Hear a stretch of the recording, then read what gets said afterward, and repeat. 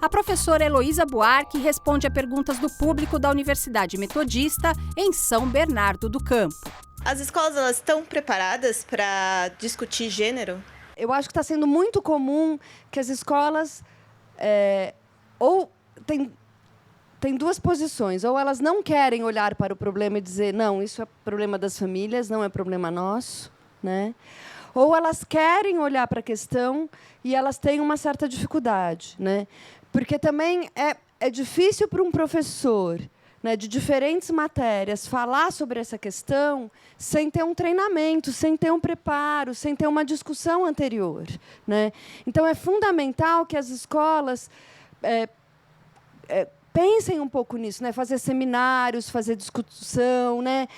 Discutir através de filmes, por exemplo, é uma técnica muito interessante que serve tanto para sensibilizar os professores, como para discutir com os alunos. Mas, no caso das escolas, eu acho que é preciso preparar. Quer dizer, não é fácil para um professor tratar essa temática em sala de aula. Não é fácil para o professor saber como tratar, sem ser de uma maneira, por exemplo, simplesmente moralista ou repressiva, não é, dos desejos que vão aparecendo ali também na sala de aula, não é, e dos conflitos que pode aparecer por essa temática. Qual seria a base para que não haja uma doutrinação sexual, assim como a senhora explicou anteriormente, considerando que existe uma certa doutrinação marxista nas nossas escolas, principalmente no ensino fundamental e ensino médio? Eu não sei se tem uma doutrinação marxista nas escolas. Eu discordo um pouco dessa sua interpretação, né? Então, é importante, sim, que não vire uma doutrinação, né? Alguns problemas que a gente tem exatamente com essa temática é a ideia de que a gente precisa ter um processo de discussão entre nós, professores, né? Porque eu sou professora de universidade, mas entre nós, professores, em geral, a gente tem que discutir muito esse tema ainda, né? Porque nem as escolas, e aí eu não vou resistir, nem as universidades estão sabendo lidar bem com o problema. Por exemplo, as universidades no Brasil têm uma questão de violência sexual gravíssima. Um nível de violência sexual entre colegas, de estupro entre colegas, que é muito grave. Isso não é um problema só do Brasil, isso é um problema mais geral, né? Então, isso trata um pouco da ideia da sexualidade. Isso remete à questão da sexualidade, não é? A maneira como a gente categoriza as pessoas, né? E a maneira como a gente categoriza as pessoas tem a ver com a maneira como a gente trata as outras pessoas, como a gente trata os nossos colegas. Outro problema que a gente tem muito naturalizado é o assédio sexual entre professor e aluna, né? Então, vejam que, na verdade, também falar de gênero e sexualidade é falar de poder, é falar de desigualdade e, às vezes, é ter que falar sobre violência. Essa é a questão mais delicada que a gente precisa, né? Que a gente precisa encarar, né?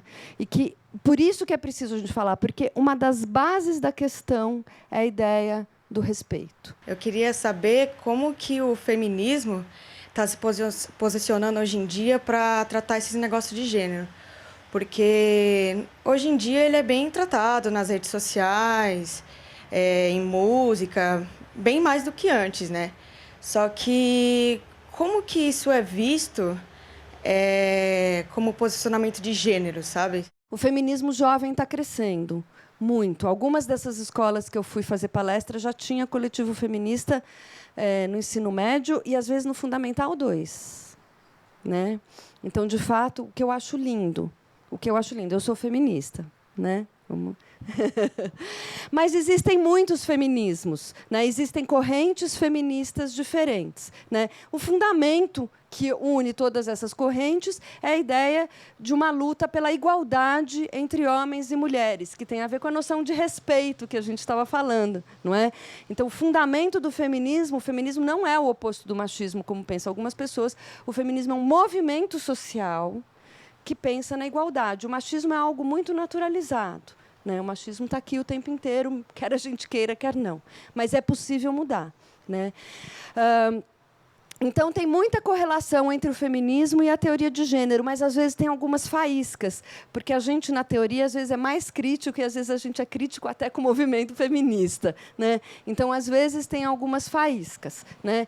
Uma faísca, por exemplo, é quando alguns grupos coletivos feministas acham que, por exemplo, mulheres trans não deveriam participar do feminismo, né? Porque não nasceram, não tiveram a experiência de ser mulher desde pequenininha, etc.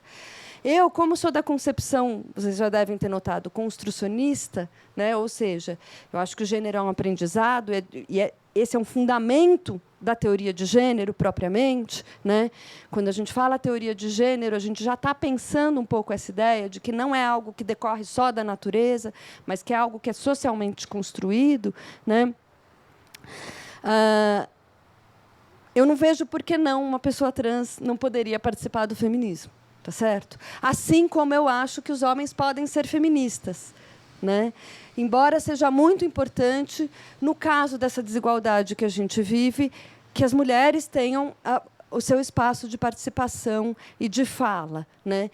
Porque a gente vive muitos tipos de desigualdade e isso é muito importante no feminismo porque ele mostra isso, né? Ele questiona a questão da violência doméstica, né? O feminismo é fundamental, né? E o feminismo é transformador. Certamente vocês têm uma vida que já decorre um pouco do movimento feminista, né?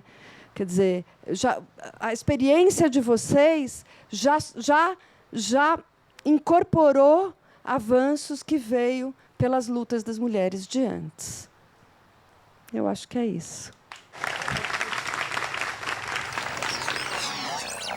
Eu achei a aula muito esclarecedora e muito importante, tendo em vista que a comunidade LGBT tem sofrido vários ataques a todo momento e é um assunto muito pouco discutido. Foi muito boa a aula. Eu achei que essa aula me esclareceu muitas dúvidas que eu tinha sobre o gênero.